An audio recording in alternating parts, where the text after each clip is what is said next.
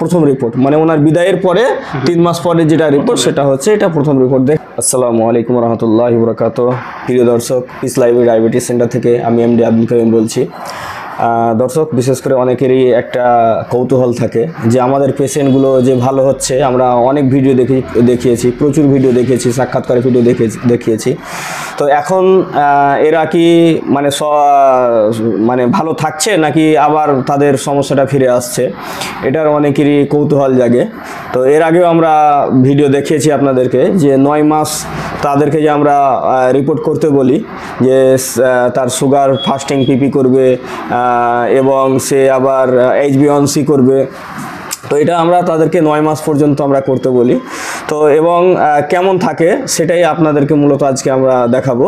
তো আজকে আমাদের সামনে আমাদের যে একজন পেশেন্ট আছেন, তিনি 9 মাস আগে আমাদের এখান থেকে বিদায় নিয়েছিলেন। 9 মাস আগে তিনি বিদায় নিয়েছিলেন। তো উনি যেহেতু নিজের চেহারা দেখাতে চান না, যেহেতু বয়স খুবই কম, এই জন্য উনি নিজের চেহারা দেখাতে চান না, এই জন্য সমস্যা নেই। আমরা ওনার শুধু আওয়াজটা শুনবো এবং ওনার যে রিপোর্ট, সায়েন্টিফিক যে প্রুফগুলো, সেগুলো আমরা দেখবো ইনশাল্লাহ। তো আমরা প্রথমেই জেনে নিই ভাইয়ের সম্পর্কে। তো ভাই, আপনার যদি পরিচয়টা বলতেন। আমার নাম সাবের আহমেদ, আমার বাড়ি লালবাগ, মুর্শিদাবাদ। তো ভাইয়ের নাম হচ্ছে সাবির আহমেদ এবং ওনার লালবাগ বাড়ি। তো ওনার বয়সটা হচ্ছে 28। তো উনি এর আগে 9 মাস আগে, ওনার ভিডিও দেখবেন, 9 মাস আগে উনি আমাদের কাছ থেকে বিদায় নিয়েছিলেন।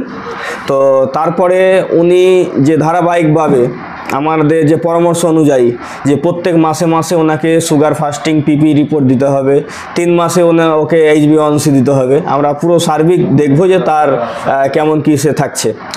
তো ভাই, মাঝখানে আপনি যে রিপোর্টগুলো করেছিলেন, তো সব রিপোর্টগুলোই আমাদের কাছে আছে। তো এটা হচ্ছে তার প্রথম রিপোর্ট যেটা করেছিলেন, সেই রিপোর্টটা এখন হারিয়ে গেছে, তাই তো নাকি? প্রথম রিপোর্ট এটা। আচ্ছা, প্রথম রিপোর্ট, দ্বিতীয় রিপোর্ট হারিয়ে গেছে। আচ্ছা। তো প্রথম রিপোর্টটা আগে আপনাদেরকে দেখিয়ে নিই। এটা হচ্ছে আপনার প্রথম রিপোর্ট, মানে ওনার বিদায়ের পরে 3 মাস পরে যেটা রিপোর্ট সেটা হচ্ছে এটা প্রথম রিপোর্ট। দেখেন ওনার HbA1c 5 আছে।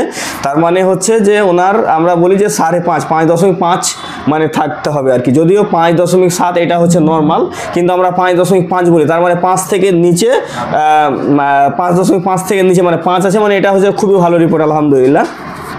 তারপরে দ্বিতীয়বার যে রিপোর্টটা করেছিল, সেই রিপোর্টটাও উনি বলছেন যে হ্যাঁ এইরকমই ছিল রিপোর্টটা। তো 5, 5.5 আমি যাই কিছু ধরে নিচ্ছি আর কি।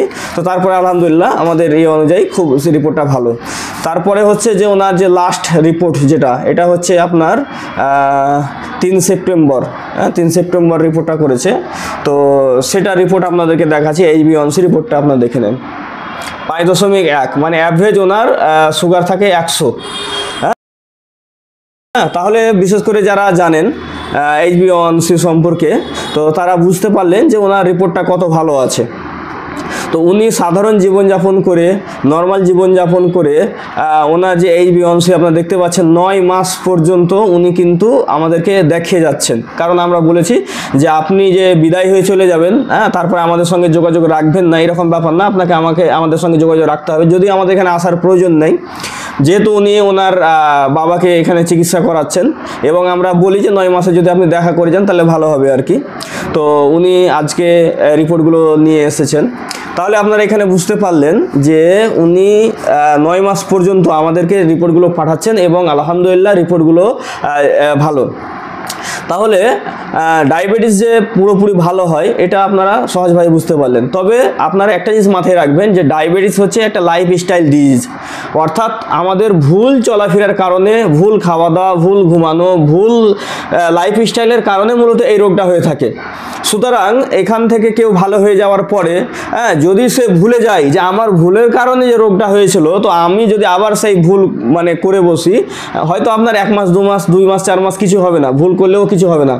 কিন্তু যখন আপনি এটা কন্টিনিউ করবেন, দেখবেন যে করে যাচ্ছেন আপনি, তখন কিন্তু আপনাকে এই রোগ কিন্তু ছাড়বে না। কারণ হচ্ছে যে আপনাকে ছোট্ট একটা উদাহরণের মাধ্যমে আপনি বুঝতে পারবেন যে মশার কামড়ে যদি ম্যালেরিয়া হয়, আর মশার কামড় থেকে আপনি হয়তো সাময়িক বাঁচলেন, চিকিৎসা নিলেন, দিয়ে আপনার ভালো হয়ে গেল, তারপরে আপনি ওই মশার কামড় আবার খেতেই থাকলেন, ভালো হয়ে যাওয়ার পরে যে মশা এখন তো আমি রোগ ভালো হয়ে গেছে, সুতরাং আমি এখন মশার কামড় খেলে কি হবে, যদি এরকম মনে করেন তাহলে দেখবেন যে আপনাকে আবারও কি হবে, আবারও ওই সমস্যা তৈরি হবে, আবারও আপনাকে ম্যালেরিয়া হবে। হ্যাঁ, তাহলে এখানে বোঝা যাচ্ছে যে অনেকে হয়তো আমাদের কাছে অনেকে ধারণা ভুল ধারণা থাকতে পারে যে ভালো হয়ে গেলাম মানে আমি একবারে লোহা হয়ে গেলাম, মানে আমি যা ইচ্ছা তাই করি, হ্যাঁ আমি ভুলভাল যাই কিছু করি, আমার আর কিছু হবে না, এইরকম ব্যাপার কিন্তু নয়। হ্যাঁ, এটা হচ্ছে লাইফস্টাইল ডিজিজ, প্রথমে বুঝতে হবে এটা কিন্তু কোনো সংক্রমণ রোগ নয়। হ্যাঁ, যে কারো কাছ থেকে সংক্রমণ হয়ে আপনার গায়ে চলে এসেছে, ব্যাপারটা কিন্তু এইরকম না। কিংবা এটা জেনেটিক্যাল প্রবলেমও নয় যে তার পিতা মাতা বা তার দাদুর ছিল দিয়ে তার গায়ে এসছে জিনের মাধ্যমে, ব্যাপারটা এরকম নয়। কিন্তু এটা হচ্ছে লাইফস্টাইল ডিজিজ, এটা হচ্ছে আমাদের ভুল চলাফেরার কারণে এই রোগটা হচ্ছে। তাহলে ভুল চলাফেরার কারণে যে রোগ হচ্ছে, তার এটাও আপনাকে বুঝতে হবে। যারা এখন পর্যন্ত সুগারের রোগী নয়, অর্থাৎ আপনাকে সুগার হয়নি, তাহলে কিন্তু আপনি এতে থেকে বেঁচে থাকতে পারবেন, মানে আপনাকে কখনোই এই রোগটা হবে না। এটার জন্য আপনার কিন্তু পদক্ষেপ নিতে পারবেন। হ্যাঁ, এর জন্য আমাদের বিভিন্ন ভিডিও আছে, প্রয়োজনে আপনারা এখানে পরামর্শও নিতে পারেন যে ভবিষ্যতে যাতে আপনাকে সুগার না হয়। এবং এটাও আমাদের কাছে টেস্ট আছে যে ভবিষ্যতে আপনি সুগার রোগী হতে যাচ্ছেন কি না সেটাও আমরা বুঝতে পারবো আপনার কিছু সায়েন্টিফিক আমরা টেস্টের মাধ্যমে। তো এটা কিন্তু যেহেতু জেনেটিক রোগ নয়, টাইপ 2 ডায়াবেটিস জেনেটিক রোগ নয়, এটা কোনো ছোঁয়াচে রোগ নয়, হ্যাঁ এটা কোনো ভাইরাসজনিত রোগ নয়। ফলে এটা যখন আপনি ভুল সিস্টেমে চলবেন তখন আপনার একটা নির্দিষ্ট সময় পরে কিন্তু হবে। যাদেরকে মোটেই সুগার হয়নি, হ্যাঁ তাদেরকে হওয়ার জন্য একটা বেশি সময় লাগে, তাদের হয়তো 8 বছর 10 বছর পর্যন্ত ওকে ভুল নিয়মে চলতে হয়।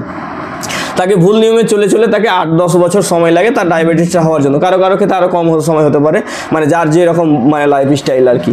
এবার যাকে অলরেডি একবার সুগার হয়েছে এবং সুগার হওয়ার পরে আলহামদুলিল্লাহ ভালো হয়েছে সে, কিন্তু সে যদি মনে করে যে তারপরে ভুল লাইফ স্টাইল যদি আমি করি তো 8-10 বছর পরেই তো হবে, না তখন কিন্তু আর 8-10 বছর পরে হবে না, তখন কিন্তু খুব তাড়াতাড়ি হবে আপনাকে, তখন 8-10 বছর সময় লাগবে না। কারণ যখন আপনি একজন অপরাধী ছিলেন, পুলিশ যখন আপনাকে খুঁজছিল, হ্যাঁ তাহলে আপনার প্রথমে কেস হতে সময় লেগেছে, হ্যাঁ পুলিশ আপনার বাড়ি চিনতে সময় লেগেছে, পুলিশ আপনাকে চিনতে সময় লেগেছে, একটা সময় পরে হয়তো আপনাকে গ্রেপ্তার করতে পারবে। কিন্তু যখন আপনি একবার গ্রেপ্তার হয়ে যান, তারপরে আপনি কেস থেকে বের হলেন, বের হওয়ার পর যদি আপনার আবারও অপরাধ করেন তো দেখবেন ফট করে আপনাকে পুলিশ ধরে নিচ্ছে, কারণ যে আপনার বাড়ি চিনে গেছে, আপনাকে চিনে গেছে, সব কিছু জেনে গেছে আপনার ব্যাপারে। হ্যাঁ, সুতরাং আর কিন্তু সময় লাগবে না। অনুরূপভাবে হ্যাঁ বিশেষ করে আমাদের যারা রোগী ভালো হচ্ছে তারা যাতে একবারে বেয়ারা না হয়ে যায়, মাথায় রাখতে হবে যে ডায়াবেটিস থেকে আল্লাহ আমাকে মুক্তি দিয়েছেন, তো এই ডায়াবেটিসের কবলে যাতে আমাকে না পড়তে হয় সেই জন্য কিন্তু সাবধান সতর্কতাভাবে হ্যাঁ সঠিক লাইফ স্টাইলে কিন্তু চলতে হবে। এটাই হচ্ছে একটা ডায়াবেটিস থেকে ভালো হওয়া রোগীর জন্য একটা সবসময় মাথায় রাখা কর্তব্য। এবং আমরা তো কিছু মূল সূত্র, কিছু মৌলিক আমরা কিছু বলে দিয়েছি, যেগুলো মাথায় রাখতে গেলেই ইনশাআল্লাহ সে সারা জীবনে সুস্থ থাকতে পারবে। তো ওনার যখন ও 3 মাস 9 মাস আগে যখন আমাদের কাছ থেকে বিদায় নেন, তো ওনার যে বিদায় নেওয়ার যে ভিডিওটা আছে সেটা আমরা লিঙ্ক ডিসক্রিপশন বক্সে দিয়ে দেবো, এবং আই বাটন যে আপনারা দেখতে পাচ্ছেন ওই আই বাটনে ওনার সেই লিঙ্কটা থাকবে, সেখানেও আপনারা ক্লিক করলে দেখতে পারবেন, অথবা ভিডিওটা শেষ করার পরেও আপনারা সেটা দেখবেন, তাহলে বুঝতে পারবেন বিষয়টা। তো আজকের ভিডিও এই পর্যন্ত। আল্লাহ সুবহানাহু ওয়া তাআলা আমাদের সকলকে সুস্থ রাখুক, ভালো রাখুক। আসসালামু আলাইকুম ওয়া রাহমাতুল্লাহি ওয়া বারাকাতুহু।